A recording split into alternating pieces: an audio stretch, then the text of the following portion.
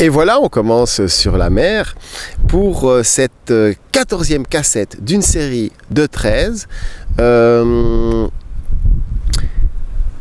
Et on parle effectivement de pourquoi faut-il inverser la culture judéo-chrétienne. En tout cas, si on en a marre de souffrir et qu'on veut se connecter à son être divin. Alors, on en est en train de parler de sexe, encore une fois. Et donc de dire que, effectivement, on peut aisément comprendre que dans les civilisations païennes qui existaient avant, au début de la civilisation de Sumer, et à ce niveau-là, il faut comprendre que l'histoire nous ment, que c'est notamment le Vatican qui a brûlé tous les livres et qui a tout fait pour qu'on ne se souvienne pas de cette culture. On l'appelle maintenant la culture matriarcale, mais on pourrait appeler ça la culture païenne, la culture de la nature, la culture divine. Il y a une manière d'élever les enfants, il y a une manière de faire l'amour. Comme il y a une manière de planter des arbres, eh bien, on ne va pas planter les arbres, les racines vers le haut. C'est tout. Mais donc, effectivement, à cette période-là, comme je vous raconte dans l'histoire de la Terre, Satan, si vous voulez, forme pensée, a repris le pouvoir et a commencé à tout inverser uniquement dans le but de faire souffrir le plus les êtres, possible les êtres, pas par méchanceté, mais pour se nourrir le plus possible.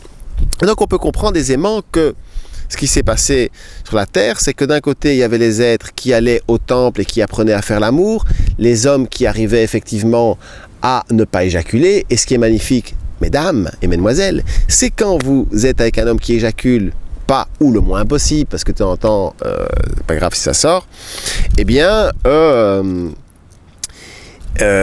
du coup, les femmes ont des organes à répétition. Vous savez, les femmes, ils sont contents quand elles ont un orgasme, mais je peux vous dire que vous pouvez avoir 10, 20, 30, 40 orgasmes, c'est la folie totale. Et un des secrets, c'est que l'homme, en fait, il n'est pas là pour se nourrir de son éjaculation, mais il est là aussi pour se nourrir du plaisir de la femme, parce que quand une femme a vraiment beaucoup de plaisir qu'elle jouit, eh ben l'homme s'en nourrit. Cependant, s'il éjacule, il perd toute une partie de tout ça. Comprendre aussi qu'une des lois divines très importantes dans les civilisations dites païennes, matriarcales, eh bien c'est qu'il est interdit d'éjaculer dans une femme si on n'a pas décidé auparavant d'avoir des enfants. Au niveau cosmique, je vous préviens, c'est un viol. C'est important à comprendre. C'est ça qui crée beaucoup de problèmes sur Terre. Après, il y a les problèmes d'avortement et tout ça, on en parlera plus loin. Et donc, essayez de faire ça. Les mecs, que vous éjaculez, je comprends, ça m'arrive aussi. Mais alors, vous vous retirez et vous éjaculez dehors. C'est quand même pas compliqué. Alors, je crois qu'on a déjà parlé assez bien de tout ça. Encore une fois, vous pouvez trouver tous ces textes en détail sur claudetrax.com.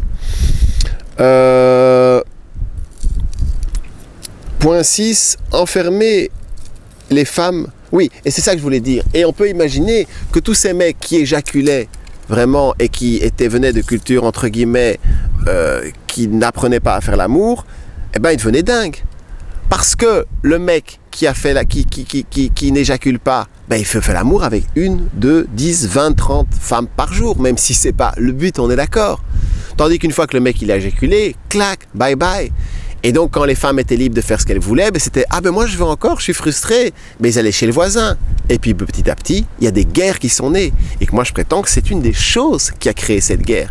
C'est les éjaculateurs, les éjaculateurs précoces qui ne savaient pas se retenir et qui devenaient complètement dingues. Donc ils ont créé des lois et qu'après les femmes ne pouvaient pas aller voir ailleurs. D'ailleurs, elles devaient dormir dans le lit du gars pour être sûres qu'elles n'aillent pas ailleurs. Tout ça est lié en fait, vous comprenez? Donc c'est pour ça, il n'y aura pas de monde libre sans amour libre et sans sexualité libre. Et la sexualité, c'est quelque chose de très important. Simplement, une fois qu'une sexualité est vécue naturellement, eh bien, ça devient, on devrait, je dirais, avoir une vie sexuelle assez épanouie, que pour que ça soit aussi important et banal que boire un verre d'eau. Eh bien, boire de l'eau, c'est vital, mais une fois qu'on a bu quelques verres d'eau, on est rassasié, tout va très bien. On n'a plus besoin d'en faire tout un cinéma. Et donc, on arrive dans ce point délicat à discuter, c'est enfermer la femme dans l'image de la Vierge Marie version Vatican, ou libérer la femme et lui donner la version Vierge Marie Madeleine. On en parle beaucoup dans la Bible et il est important que tout ça, ce sont des métaphores, que les personnages aient vraiment existé ou pas, c'est pas ça tellement qui compte, mais en fait il y a l'amour version Vierge Marie version Vatican et l'amour version Vierge Marie Madeleine. Toutes les deux étaient vierges. Pourquoi? Parce que le mot vierge, il y a 2000 ans, faisait référence à une femme qui était libre de tout pouvoir extérieur, et notamment qui n'était pas sous la coupe d'un homme, justement. Elle était libre, elle était vierge. Tu peux être donc vierge, cher ami, tu peux être une vierge, une déesse vierge, en ayant 14 enfants et 25 amants. Pas de problème. Autre chose, c'est que Marie, c'est l'anagramme, je ne sais pas si c'est le genou, mais vous prenez les lettres, vous les mettez à l'envers, vous les mettez dans un autre ordre, et vous avez le mot aimer, en fait. Et donc, en fait, tout ça, c'est des symboles, c'est aimer façon Marie-Madeleine, Vierge Marie-Madeleine, et aimer façon Vierge Marie-Vatican. Alors, la différence est énorme, et ça rejoint le point suivant, l'amour inconditionnel, qui a plusieurs définitions. Beaucoup de gens dans le Nouvel Âge, ils parlent toujours d'amour inconditionnel, mais ils ne comprennent pas qu'il y a plusieurs manières, et il y a deux grandes manières de voir l'amour inconditionnel. Il y a le fait, et c'est la plus répandue dans le Nouvel Âge, c'est « Ah, il faut accepter tout comme c'est, ah, tout est juste, c'est super, et puis si les enfants crèvent de faim, c'est leur karma. Génial. » Il y a aussi le fait dont il faut accepter tout le monde comme il est, et ben moi, si je déconne vraiment dans ma vie, eh bien j'attends de mes amis qu'ils viennent me dire « Claude, je t'aime, mais là, tu débloques complètement. » Et qu'ils soient vrais avec moi, même si la condition, c'est que je me dispute avec eux jusqu'à ne plus être leur ami. Pour moi, c'est ça, l'amour inconditionnel. L'amour, c'est être vrai. L'amour, c'est pousser à évoluer, quel que soit le prix, quelles que soient les conditions. Et c'est absolument pas de se dire « Ah ben lui, il déconne complètement, il va droit dans un mur, je le laisse aller. » Cet amour-là, inconditionnel, typiquement Nouvel Âge, excusez-moi, c'est de l'hypocrisie totale et c'est surtout de l'égoïsme. Et surtout dans cette période-ci de l'humanité, où les gens ont tellement besoin de conseils, où la majorité des gens sont malheureux. Pourquoi? Parce qu'ils ne vivent pas la vie qu'ils voudraient vivre. Ils ne font pas le boulot qu'ils voudraient avoir. Ils n'ont pas le conjoint qu'ils voudraient avoir. La plupart des gens, ils restent ensemble pour la sécurité, par habitude, et surtout parce qu'ils ont peur de se retrouver seuls face à eux-mêmes et face à leur vie qu'ils n'aiment pas. Eh bien, plus que jamais, l'amour inconditionnel, c'est dire aux gens où est-ce qu'on estime qu'ils débloquent. Maintenant, c'est vrai qu'on peut prendre des pincettes. Alors moi, je dis aux gens, est-ce que tu m'autorises de donner mon point de vue, mon avis sur ta vie? Et puis s'il me dit oui, il me dit oui. Et puis s'il me dit non, eh ben il me dit non, je ne le fais pas. Eh bien, il y a des personnes, moi j'aurais été leur parler, parfois ils le prennent bien, parfois ils le prennent mal, j'ai pourvu beaucoup d'amis, mais la quasi-totalité d'entre eux, j'ai peut-être perdu leur amitié, mais un beau jour, ils m'ont envoyé un mail de quoi, ils m'ont dit, tu sais, ce jour-là, je t'ai haï, mais en fait, tu avais raison, et c'est le plus beau cadeau qu'on m'ait fait de la vie. Brosser les gens dans le sens du poil, c'est pas ça l'amour inconditionnel. En tout cas, pas de mon point de vue, parce que tout ça c'est une question de point de vue. C'est ça qu'il faut comprendre. Effectivement, peut-être que votre âme est toujours satisfaite de la tradition sadomaso qui est sur Terre, il n'y a pas de malaise, chacun ses goûts. Moi personnellement, j'aime bien, pour moi les mondes divins, ben, c'est des mondes où on souffre le moins possible, quoi. Ça me paraît évident. Il y a des souffrances évitables et la plupart des souffrances pourraient être évitées sur Terre. J'en profite d'ailleurs pour dire quelque chose que je voulais dire dans l'introduction, par rapport à l'économie. Je dis ça parce qu'en fait, la Terre et l'humanité il n'y a jamais eu autant de richesses sur Terre. Jamais. Jamais, jamais, jamais. Et vous savez, je vous l'ai dit, la dette est un mensonge total. Et je vous conseille de vous intéresser à ce qui se passe en Islande. J'espère y aller dans une semaine ou deux et de vous faire un petit film sur l'Islande.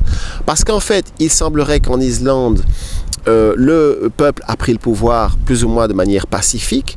On en parle un peu dans les journaux, mais c'est intéressant, on en parle de manière tout à fait vicieuse. C'est-à-dire, par exemple, je disais dans le Nouvel Obsière, oui, en Islande, un premier ministre est passé devant les juges. C'est la première fois dans l'histoire de l'humanité qu'un premier ministre passe devant des juges pour répondre de la crise financière. Génial! C'est une manière de dire les choses. Alors là, il n'y a rien de tellement exceptionnel. Mais non, je peux vous présenter la chose d'une autre manière. Le 20h, tanin, tanin, tanin, tanin.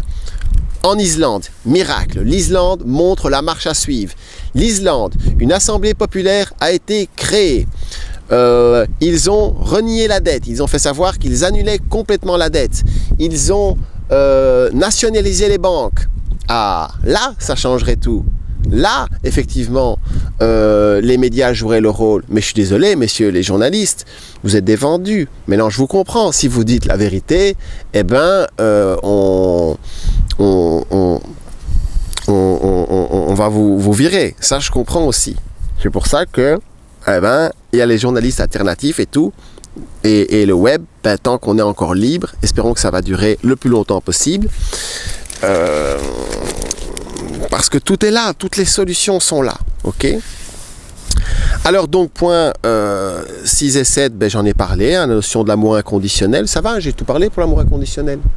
Le Vatican enferme la femme dans son rôle de maman. Voilà, très important, parce que tout ça est fait aussi pour enfermer la femme avec cette image Vierge Marie dans le rôle de maman. Bien sûr que j'adore le rôle de maman, et c'est une facette fabuleuse de la femme, mais la femme n'est pas qu'une maman, et toutes les femmes ne sont pas obligées d'être des mamans. La femme est aussi envie d'avoir des moments où elle est sœur, où elle est amante, où elle est, je sais pas moi, guide, politicienne, guérisseuse. Et donc c'est important à comprendre, parce que les femmes ont un rôle très important à jouer. Et non, tout ça nous donne une fausse définition du féminin qu'on retrouve dans la plupart du Nouvel Âge. Et notamment, on dit que le féminin doit être doux. Et c'est pour ça que tout ça est très important, parce qu'on nous dit que maintenant, effectivement, le féminin, entre guillemets, c'est le retour du féminin sacré, mais pour la plupart des gens, le féminin, ça doit être doux. Mais c'est tout à fait faux. Je sais pas, encore une fois, c'est là où l'Asie apporte des pièces très importantes. Une des facettes du féminin, c'est Kali. Kali, et c'est justement ce qui arrive, c'est l'épée Excalibur. Caliburnus, ça se dit en latin. Kali qui brûle. Pourquoi ? Eh bien, parce que c'est le féminin, en fait, qui va effectivement transmuter ce monde. Le féminin a le pouvoir de création et de destruction. Et le masculin s'occupe de ce qui se passe entre les deux. Bien sûr, tout ça se fait dans la main, mais je dirais que leur spécialité du féminin, c'est la création et la destruction. Et donc, non, ce n'est pas vrai. Le féminin n'est pas toujours doux. Et c'est très, très, très important qu'on le sache. Parce que sinon, encore une fois, c'est de là que vient cette dictature de la douceur qui est catastrophique.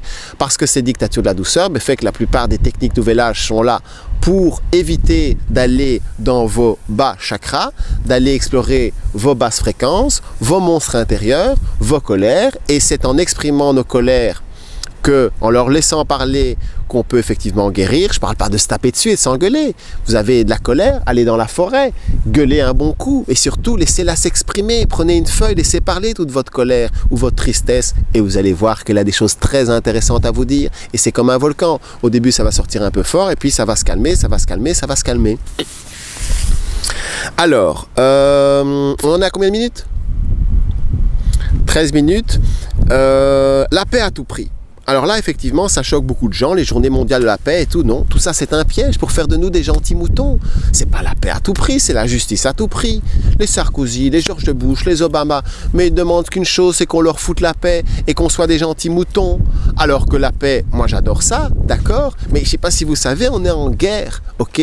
On est en guerre, il y a une guerre économique, c'est la pire de toutes les guerres. Ils sont en train de tout détruire et c'est pas très grave parce qu'on vit dans un rêve, c'est pas dramatique parce que de toute façon, on sera tous gagnants et tout. Mais tout ça, c'est fait pour réveiller notre guerrier intérieur, justement. Et notre guerrier encore intérieur, une fois, n'allez pas tout casser dans la rue, ça sert à rien. Ils nous attendent sur ce niveau-là. À l'intérieur, devenez des guerriers à l'intérieur pour réveiller vos pouvoirs psychiques. Parce que comme tous ces êtres sont manipulés par l'astral, le bas astral, comme expliqué dans les autres films, eh bien, c'est là qu'on va changer les choses. C'est là qu'on va arranger les choses. Vous voulez protéger votre petite communauté de tout ce qui arrive? Eh bien, au plus vous serez en harmonie avec les lois divines, au plus vous aurez l'aide de l'Alliance. Parce que si vous n'avez pas l'aide de l'Alliance, eh ben non, vous n'aurez pas l'aide pour faire face à tout ce qui pourrait arriver, que ce soit des tsunamis. Je ne dis pas qu'il va arriver des tsunamis, des tremblements de terre, je ne dis pas que ça va arriver, ça dépend de nous. Ça dépend de nous et principalement de toi. Est-ce que tu as envie, est-ce que tu te sens la force de faire ce travail intérieur? Et c'est pour ça qu'on dit guerrier intérieur. Et aussi guerrier intérieur parce que quand on se lance dans cette voie, la plupart de notre entourage, nos anciens amis nous tournent le dos. Et c'est ça qui n'est pas facile. Et c'est pour ça que le mot guerrier est important et que beaucoup le refusent. Gros bisous d'amour, ne zappez pas, on continue.